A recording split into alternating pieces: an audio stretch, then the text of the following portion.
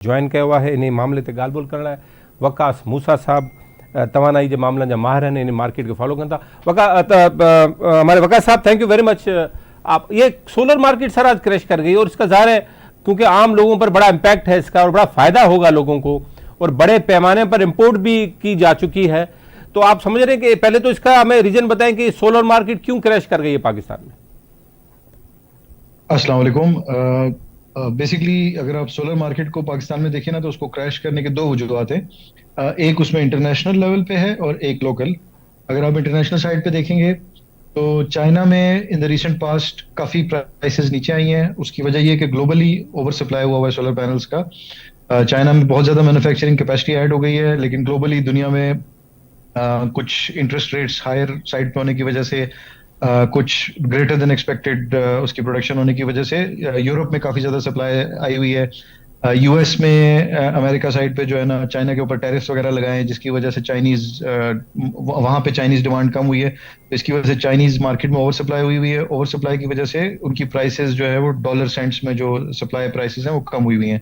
तो उसकी वजह से ग्लोबली सोलर पैनल्स की प्राइस नीचे जा रही है। तो ये तो एक इंटरनेशनल फिनोमिनन है या इंटरनेशनल वजह है जिसकी वजह से प्राइसेस नीचे जा रही हैं। दूसरी तरफ हमारी अपनी मार्केट में, पाकिस्तान मार्केट में पिछले तकरीबन साल, क्योंकि आपको पता है हमारी मार्केट में बीच में इंपोर्ट रिस्ट्रिक्शंस और इस तरह की चीजें रही हैं।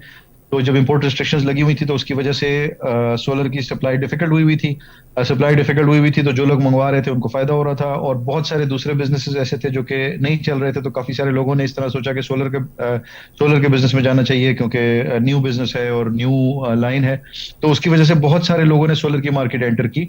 बहुत सारे नए लोगों ने सोलर की मार्केट एंटर की और काफी ज्यादा माल जो है वो मंगवाया। तो उसकी वजह से ये हुआ है कि लोकल मार्केट में भी ओवर सप्लाई का एक शदीद रुझान आया है, और उसकी वजह से आज तकरीबन आप समझ लें जो कॉस्ट है उससे नीचे भी माल मिल रहा है, बिकॉज काफी सारे लोग ऐसे हैं जिनके पास स्टॉक बहुत ज्यादा आया हुआ है और वो उसको लिक्विडेट कर रहे हैं, उसको डिप्लीट करने की कोशिश कर रहे हैं। तो ये दो फैक्टर्स हैं जिसकी वजह से ग्लोबली जो है, ग्लोबली और लोकली हमारी कंबाइन करके हमारी लोकल मार्केट में प्राइसेस, यानी जो सोलर पैनल 80 रुपए, 90 रुपए, 100 रुपए पर वॉट पे साल पहले थे, तो वो तकरीबन जिस तरह से आपने अभी जिक्र किया 40 रुपए, अच्छी क्वालिटी के जो है वो 40-42 के ऊपर के करीब होलसेल रेट है। ये जो बिल्कुल बड़ी साइज के ऑर्डर्स का जो होलसेल रेट होता है। और तकरीबन जो कुछ हल्के पैनल्स हैं वो 37-36 पे भी इस तरह से भी मिल रहे हैं। अच्छा, ये वकास साहब एक बड़ी अहम चीज़ है, सोलर जो पैनल है उसका जी। रेट नीचे जा रहा है और अब कहा जा रहा है कि शायद मजीद 6 महीने तक भी ये सिलसिला चलेगा, ये रेट नीचे ही जाएंगे, ऊपर नहीं आएंगे। लेकिन उसके साथ जो इन्वर्टर है और जो दूसरी एक्सेसरीज हैं इस सिस्टम लगाने के लिए, वो स्टेगनेंट है, उसमें फ़र्क नहीं आ रहा। क्यों, उसकी क्या वजह हो सकती है? जी, बल्कि एक्चुअली जस्ट आपकी अगर मैं बात को थोड़ा सा करेक्ट करूं कि हो सकता है, अभी देखें कमोडिटीज हैं, कमोडिटी की प्राइसेस का कुछ कह नहीं सकते, लेकिन हम एक्सपेक्ट कर रहे हैं कि कमिंग हफ्तों में या महीनों में सोलर की प्राइस स्टेबल हो जाएगी और हो सकता है थोड़ी सी ऊपर की तरफ भी जाए। उसकी यानी एक दो वजूहत हैं। एक तो ये कि लोकल मार्केट में ज़ाहिर सीजन आ रहा है, जब सीजन आ जाता है, गर्मी शुरू हो गई है, पंजाब में अब गर्मी बढ़ गई है, बाकी पाकिस्तान में भी गर्मी बढ़ गई है, तो उसकी वजह से कुछ बाइंग प्रेशर बढ़ेगा। जब बाइंग प्रेशर बढ़ेगा, डिमांड बढ़ेगी, तो ऑटोमेटिकली प्राइस जो है वो हायर साइड पे ऊपर जाएगी। जाएगी। कुछ और फैक्टर्स भी हैं। एक ट्रांसपोर्टेशन कॉस्ट जो है ना, जो कंटेनर्स के रेट्स हैं वो आजकल फिर बढ़ रहे हैं। ग्लोबली जो शिपिंग है ना, वो फिर महंगी होती जा रही है। चाइना टू कराची, जो हमारा जो पोर्ट है मेन, उसके जो कंटेनर रेट्स हैं वो अभी $2,500-3,000 तक पहुंचे हुए हैं। अब वो पता नहीं कितने अरसे तक ये फिनोमिनन रहता है। अगेन ये सारी चीजें कुछ ऐसी होती हैं जो इंटरनेशनल हमारे फैक्टर्स कंट्रोल में रहते हैं, कुछ नहीं रहते।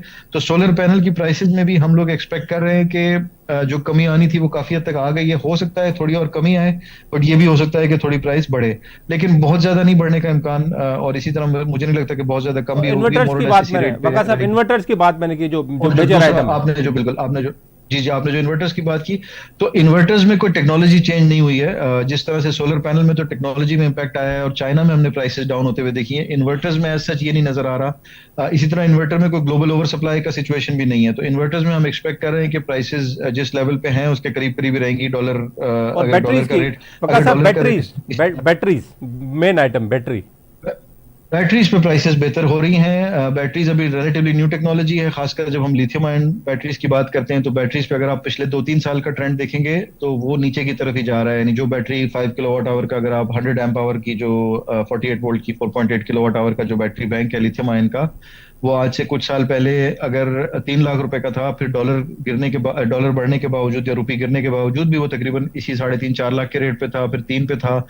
और अब तकरीबन इसके आसपास है। लेकिन इसमें नीचे होने की वजह ओवर सप्लाई या वो नहीं है। इसमें जो नीचे होने की मेन वजह प्राइस जो है वो ग्लोबली प्राइसेस बेहतर हो रही है जैसे जैसे इसकी मैन्युफैक्चरिंग बढ़ रही है बैटरीज की। और आपको पता ही है कि ईवी इलेक्ट्रिक व्हीकल्स का बहुत ज्यादा ट्रेंड आ रहा है दुनिया में, जिसकी वजह से लिथियम आयन बैटरीज की मैन्युफैक्चरिंग पे बहुत ज्यादा स्केल बढ़ रहा है। बहुत बड़ी बड़ी फैक्ट्रीज चाइना में लग रही हैं, दुनिया में दूसरे मुल्कों में ममालिक में भी लग रही हैं। तो उसकी वजह से टेक्नोलॉजी इंप्रूव हो रही है, और टेक्नोलॉजी इंप्रूव होती है तो जाहिर है जब स्केल आता है तो फिर प्राइसेस नीचे की तरफ जाती हैं। तो वी डू एक्सपेक्ट के जो ईवी जो लिथियम आयन की जो बैटरीज हैं उस पे इट इज एक्सपेक्टेड के प्राइस थोड़ा सा डाउनवर्ड ट्रेंड रहेगा। वका साहब आखिरी, लेकिन ये कोई बहुत बड़ा नहीं है। जी वका साहब, इस पे जी अब पूछें। आखिरी मामले पे आते हैं जिस पर हुकूमत को बड़ी परेशानी है, और वो परेशानी ये है कि इंपोर्ट बहुत ज़्यादा है और ज़ाहिर आगे भी होनी है, और इतने रेट हमारे जो जो जो कन्वेंशनल बिजली आती है हमारे घरों में, फैक्ट्रीज में, कमर्शियली, तो उसके रेट बढ़ रहे हैं। तो लोग ज़ाहिर है सोलर पर आ रहे हैं, वो अल्टरनेट पर आएंगे, उनके पास कोई ऑप्शन नहीं है। 70 रुपये और 80 रुपये पे अगर रेट चला जाएगा पर यूनिट, तो वो तो नीचे आनी है। तो ये लोग अगर सोलर पे आ जाएंगे तो ज़ाहिर है हुकूमत के लिए परेशानी तो बढ़ेगी, और वो फिर रेट के भी फ़र्क आ जाएगा। तो आप समझते हैं कि ये वो जो डिस्ट्रीब्यूशन की मार्केट है वो ना क्रैश कर जाए, और वो कर रही है क्रैश।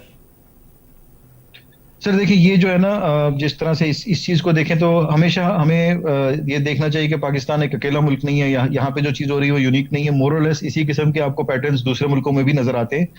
और उधर भी लोग जो जो जो कंट्रीज ऐसी हैं जो हमसे आगे हैं, जिधर हमारे यहाँ तो शायद अभी सोलर जो है ना बमुश्किल 10% पे भी नहीं पहुंचा है टोटल ग्रिड की कैपेसिटी के। मैं कुछ स्टेटिस्टिक्स देख रहा था, जी 5-6% पे शायद है, नहीं सिंगल डिजिट में है। ऐसे ममालिक भी हैं जिधर वो 22, 23, 24, 30% तक भी पहुंचा हुआ है। और वो लोग जो एक्शंस ले रहे हैं, वो जो चीजें कर रहे हैं, उनसे हम सीख सकते हैं। क्योंकि देखें, एक रियलिटी है कि सोलर जो है वो इस वक्त दुनिया में इलेक्ट्रिसिटी के लिए सबसे सस्ता तरीन सोर्स है। दिन में होता है लेकिन अवेलेबल, सिर्फ रात में नहीं अवेलेबल होता। तो आपकी डिपेंडेंसी उसके साथ पूरी तरह नहीं हो सकती, उसको आपने कॉम्बिनेशन में इस्तेमाल करना होता है।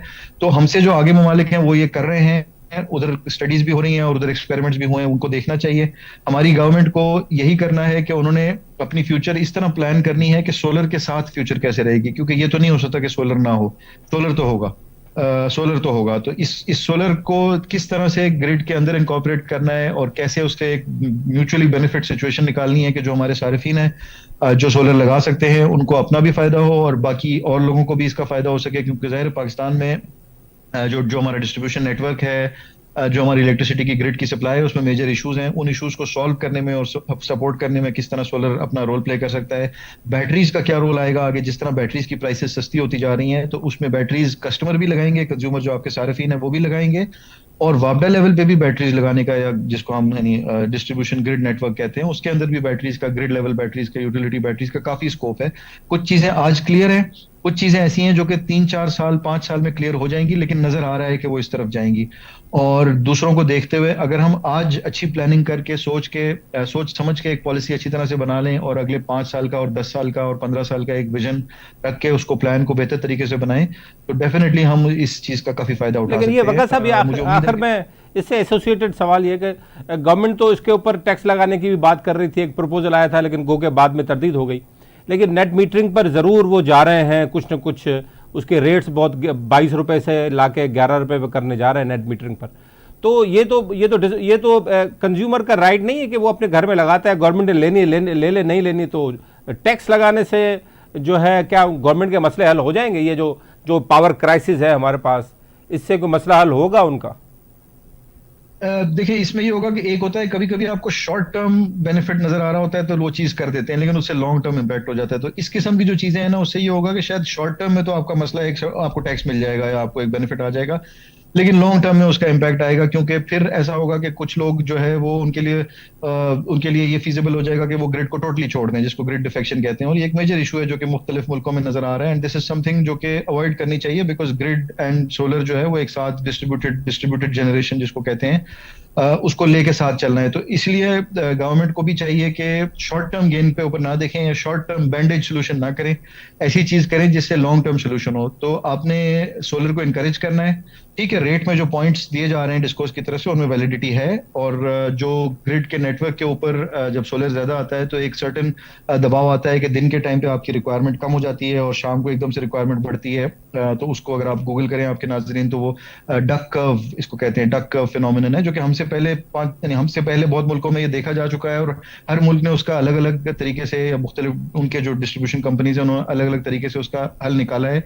कुछ हल अच्छे चले हैं, कुछ हल ऐसे हैं जिनमें अभी इंप्रूवमेंट की जरूरत है। तो हमें भी इसी तरह से सोच समझ के आपको पता है कि हमारी गवर्नमेंट ने इससे पहले भी हर 10-15 साल में कोई ना कोई ऐसे कदम उठाए हैं जिससे जो है ना वो पता चलता है कि शायद बेहतर प्लानिंग कर लेते। ऑब्वियसली पीछे हिस्ट्री को देख के तो जज करना आसान होता है, लेकिन मुझे उम्मीद है कि इस दफा हमारी जो पावर प्लानिंग की जो मिनिस्ट्रीज हैं और जो रेलेवेंट पर्सन हैं वो इंशाल्लाह सोच समझ के ऐसे फैसले करेंगे जिससे ना सिर्फ ये कि हमें अभी फायदा हो बल्कि लॉन्ग टर्म में भी हमें फायदा रहे और सोलर की जी अडॉप्शन बेहतर हो, क्योंकि सोलर के जी और बहुत सारे बेनिफिट्स हैं, वकास मूसा प्राइस, साहब, रिन्यूएबल एनर्जी। जी वकास मूसा साहब, thank thank you you. Very much for time. आपने बड़ा बड़ा हमें वैल्यूबल इनपुट हमें दिया और हमारे नाजरीन के लिए